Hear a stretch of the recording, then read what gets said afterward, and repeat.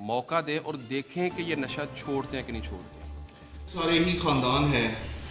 जो रोज़ाना जीते हैं, रोज़ाना मरते हैं, क्योंकि उनका कोई प्यारा भाई, वालिद,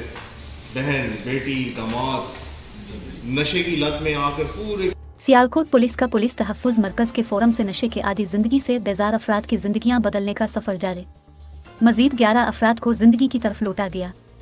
तफसीलात के मुताबिक इंस्पेक्टर जनरल पुलिस पंजाब के विजन के मुताबिक सियालकोट में मुआशरे के कमज़ोर, महकूम और नज़रअंदाज शदा तबकात के तहफ़्फ़ुज़ के लिए कायम किए जाने वाले पुलिस तहफ़्फ़ुज़ मरकज़ की टीम ने मुख्तलिफ शाहराहों पर भटकते हुए मुआशरे के धुतकारे हुए आदि नशेई अफराद को तहवील में लेकर मुख्तलिफ इदारों के ताउन से इन अफराद का इलाज करवाने और उन्हें फिर से मुआशरे का कारआमद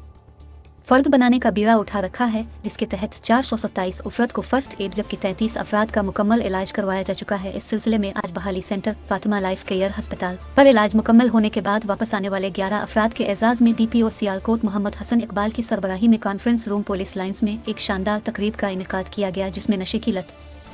को छोड़कर ज़िंदगी की तरफ वापस आने वाले अफराद की फैमिलीज़ के साथ साथ समाजी, कारोबारी और दीगर शोबा हाय ज़िंदगी से ताल्लुक़ रखने वाले अफराद ने शिरकत की। मुआशरे के धुतकारे हुए लोगों को ज़िंदगी की तरफ वापस लूटता हुआ देखकर शहरियों ने पुलिस के इस इक़दाम की खूब सिताइश की, जबकि इन अफराद के घर वालों ने पुलिस का खूब शुक्रिया अदा किया।